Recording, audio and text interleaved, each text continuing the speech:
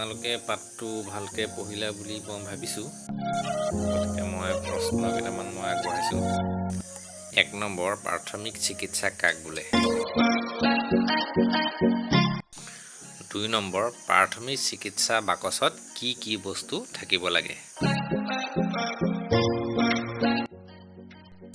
3 number, প্ৰাথমিক চিকিৎসা দিব বিচৰা ব্যক্তিয়ে কি কি কথা জানিব লাগে?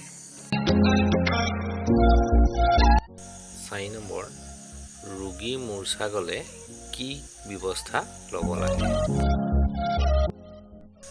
পানীত ডুবা মানুহক কি কি ব্যৱস্থা ল'ব লাগে? 6 নম্বৰ, পোক পতংগই কামুৰিলে কি কি কৰিব লাগে? খালী বাটত খোজকাঢ়ি যাওঁতে কি কি নিয়ম পালন কৰিব লাগে?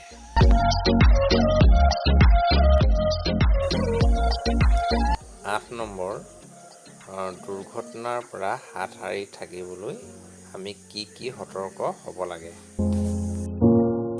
এই প্ৰশ্নকেইটা কৰি পেলাই মোলৈ পঠাবা।